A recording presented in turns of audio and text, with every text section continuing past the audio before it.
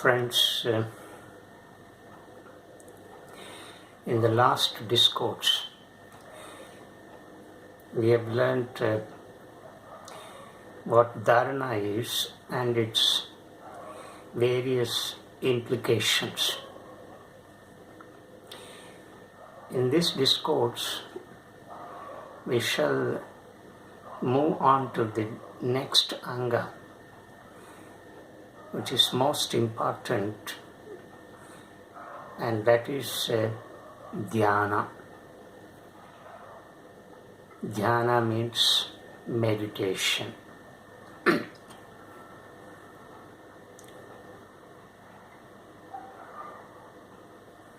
Before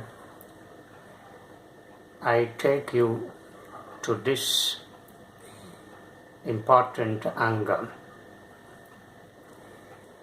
let me first explain the differences between concentration and contemplation on the one hand,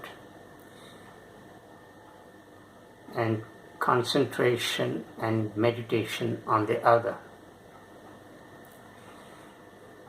And of course, we shall also examine the difference between meditation and prayer.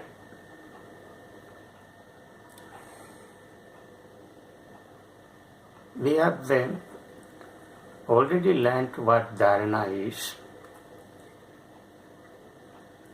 In dharana, we focus our energy on a single object or a thing or an idea or a symbol.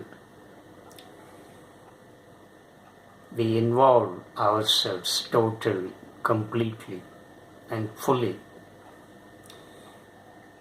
in the action that we perform without diverting our attention.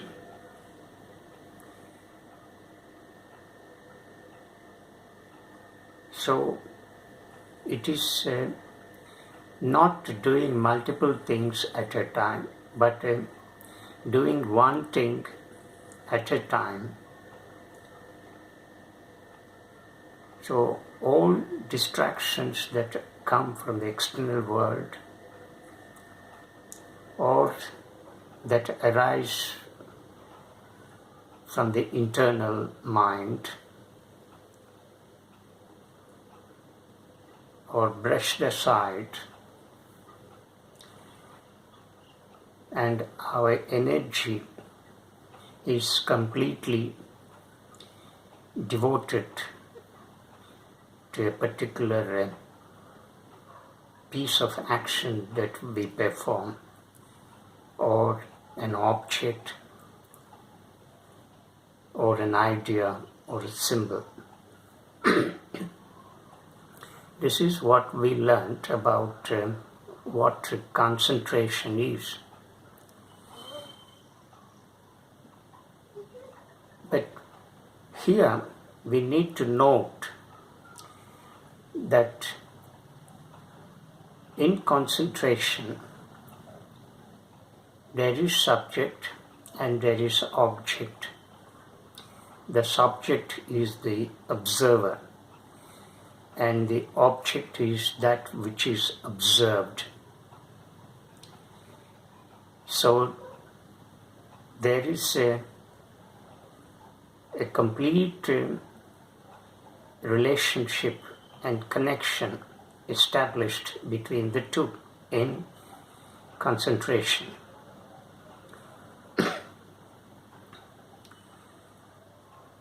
So what we notice here is there is a division between the subject and the object. And this division is maintained in concentration. This separation exists in concentration. What happens in meditation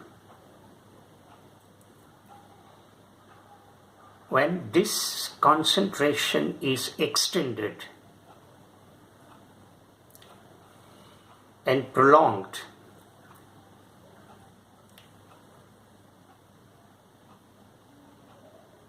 The observer almost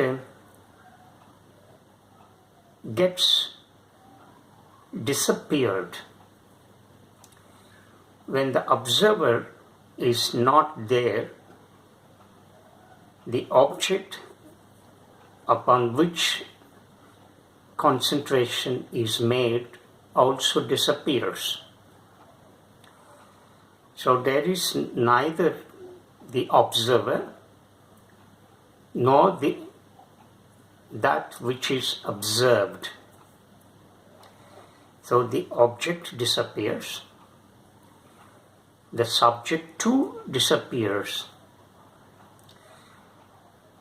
And what happens when this takes place? A deep void is created. And this deep void is called no mind state, thoughtless state. And this no mind state is what is known as meditation. And let me tell you that this no mind state is the beginning of meditation and not the end in itself.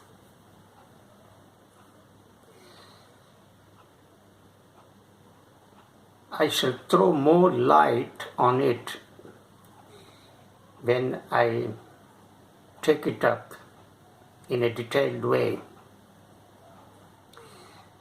We are now examining the differences. So the fundamental difference between concentration and meditation is that in concentration, both the subject and object exist. And the separation also exists between the two. Whereas in meditation, both the subject and the object disappear. And what happens there is a no mind state is created. And this no mind state is what is known as meditation. In concentration, there is no mind state. Mind still operates because the observer is there and the observed also is there. Therefore, mind operates. The body also is there. So both the body and the mind exist in the realm of concentration. But in the sphere of meditation, these two disappear. So there arises a state called no mind state, and that is the beginning of meditation and not the end. And that cannot be taken as the end in itself. It is the beginning. This is the fundamental difference between concentration and meditation.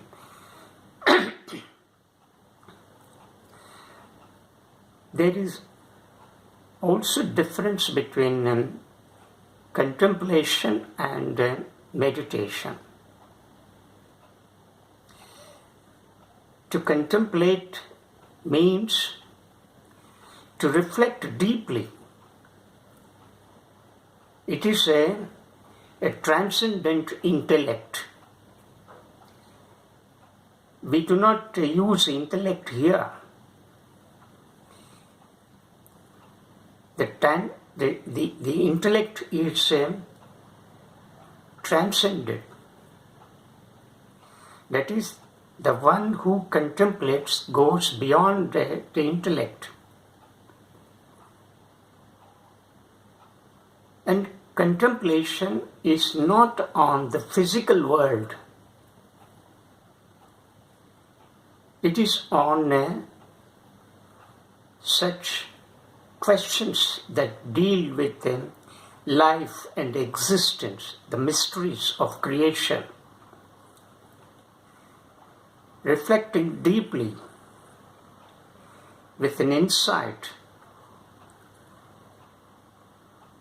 It's a brooding.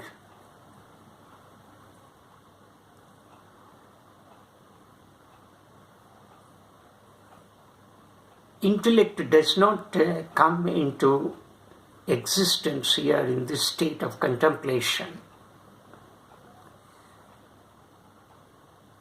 There is no reasoning out here. There is no questioning, but reflecting upon the questions that confront deeply the very life itself, the very being, the very existence, the very creation, the complexity of the relationship between man and the other, within quotation. You may call it divine. The complex relationship between man and nature. What is all about this mystery of creation, and so on? So when you are confronted with such questions, you are in the state of contemplation. When you start examining the matter, what is it? Its nature, its fundamental properties, how it functions and works, and the various phenomena in the physical world. There you use intellect. But in contemplation, intellect is not used, although intellect is present, but it is not used because the mysteries are profound and astounding, so astonishing that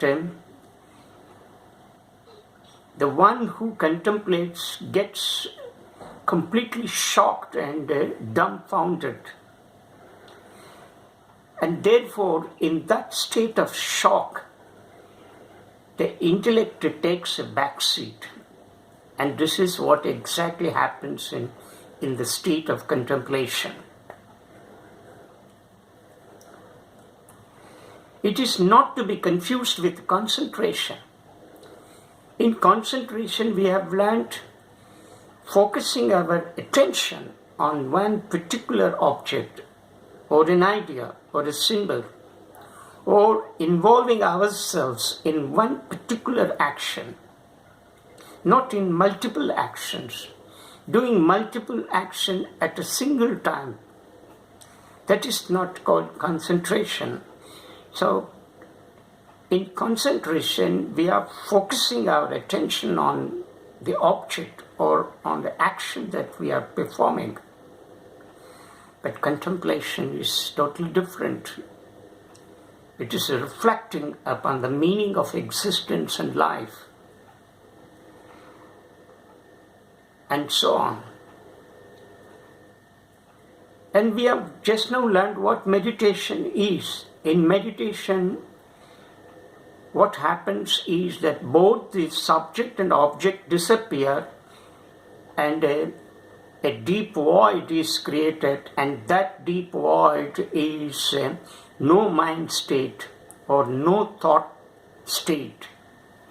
Thoughts do not operate there because there is no observer. When there is no observer, that which is observed automatically disappears. So this is what happens in the state of meditation. But this state of deep void, no mind state, no thought state cannot be mistaken for the actual meditation. In fact, the meditation begins there, and the sadhaka needs to plunge deeply, deeply, deeply.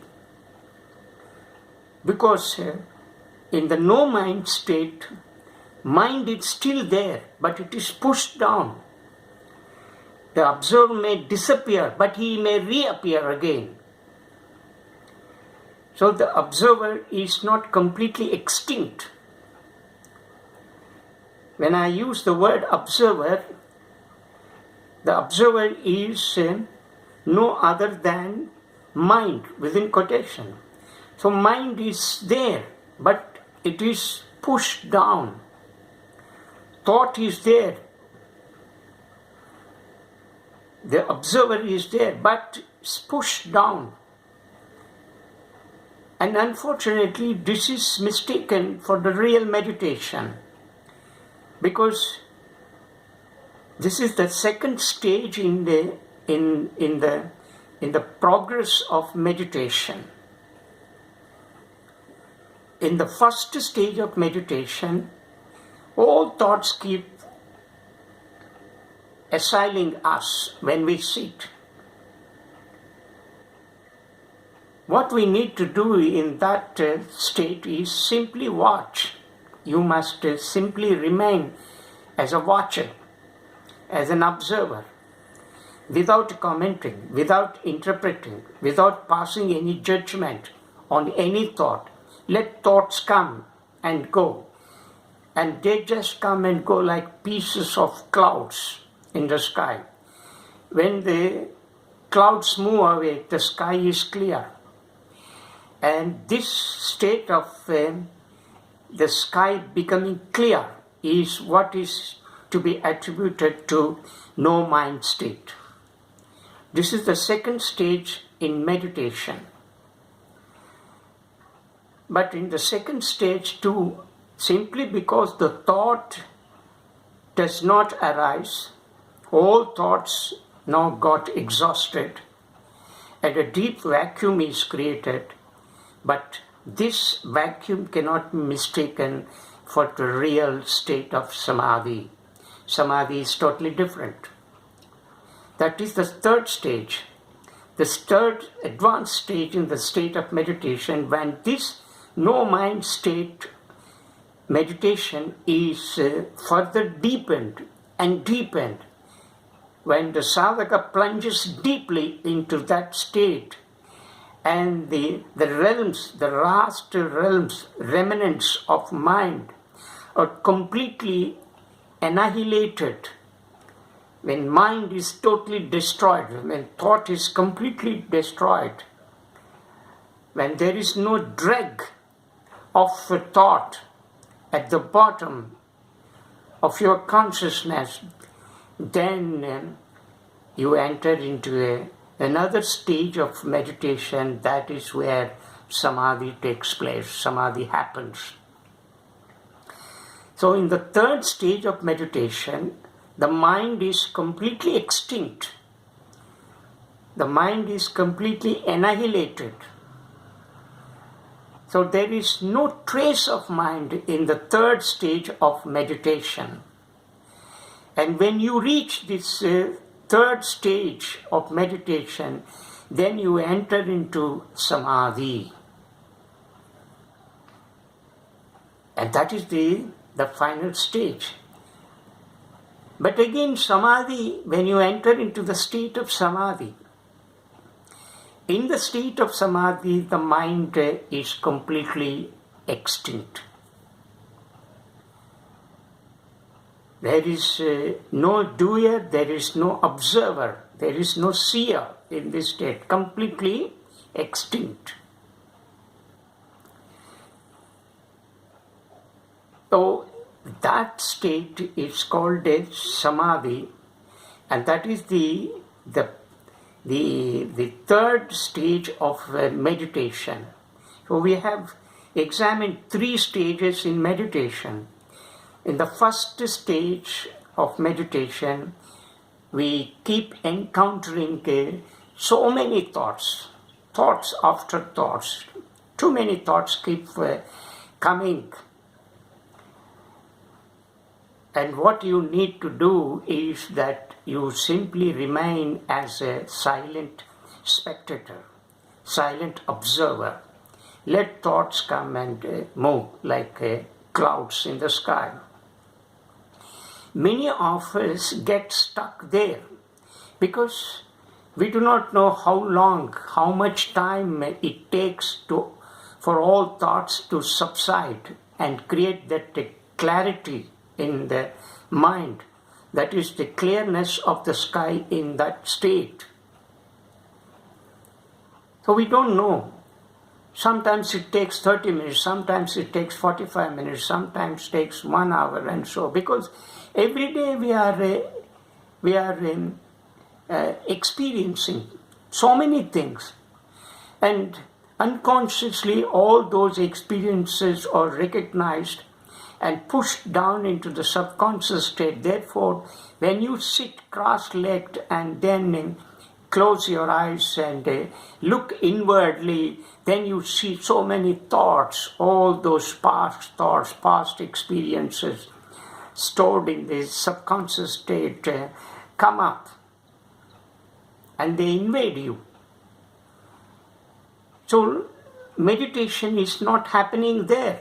It is called process of meditation within quotation. You are in the process of meditation, but not you have really entered into that into the state of meditation.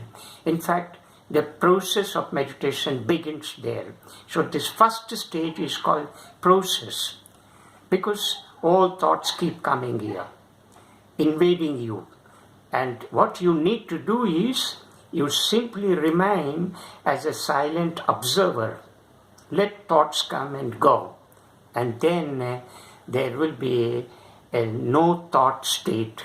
At one point you enter into a no thought state. When you enter into a no thought state, your breathing also becomes silent. When your breathing becomes silent, your thought process has come to an end, almost. You will not have that fast breathing as we all experience, and this is called normal breathing. This normal breathing is not experienced in that state when thoughts subside. When all thoughts go away, vanish, then you see that the breathing becomes silent absolutely and establishes complete relationship with the no thought state. This is the connection between silent breathing, that is, the breathing becomes almost silent, which is in consonance with the no thought state. Now, when you enter into that state, you are moving into the second stage of meditation, and this is the actual beginning of meditation. And because in this stage, in this second stage of meditation, I have already said, mind may not be there.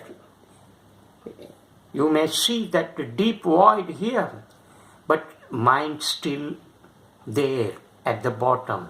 It is not completely extinct. So therefore, when this state is further deepened, when sadhaka plunges deeply in this state, deeper and deeper, when the sadhaka prolongs this state of meditation, then at one point he enters into the state of samadhi, where the mind is completely extinct. And that needs a lot of explanation. Perhaps I would throw more light on it in my next discourse. But I hope the listeners have understood these 3 stages of meditation and the difference between meditation and concentration. But all this sounds theoretical. When you really enter into the practical exercise of it, then you will see what exactly it is. So the fundamental difference between concentration and meditation we have just now learned. In concentration, well, that is dharana, but in order to achieve dharana, we need to gain mastery over the first 5 limbs, namely yama, niyama, asana, pranayama and pratyahara. Then dharana happens, because we get so many distractions, and all these distractions arise because of our moral defect, and because of our wrong and irregular, unhygienic food habits. They also generate emotions, and these emotions cause disturbances. And then the disturbances that arise from the body in the form of diseases, and then the disturbances that arise because of the irregular pranic movement in the pranamaya kosha, and therefore and also the disturbances that arise from the sense organs, because our sense organs keep wandering freely. And therefore, unless we master all these, we cannot move to the dharana, according to Patanjali. So, dharana happens automatically once we master all these 5 angas, which check all these disturbances and distractions. So, when dharana is mastered, then we can move to the meditation. But then in dharana, that is concentration, there is a one-pointed attention, one-pointed focus on one object or thing or action. But in meditation, what happens? These two will disappear. Both the subject and the object disappear. This is the difference between concentration and meditation, and the speaker has also brought out the differences between concentration and contemplation and meditation. Contemplation, in the state of contemplation, mind is still there, right? But in the state of meditation, when we move to the 3rd stage of meditation, the mind gets completely extinct. So this is the difference between concentration and contemplation on the one hand, and meditation and concentration on the other. We shall examine the other aspects in our next discourse. Namaskar.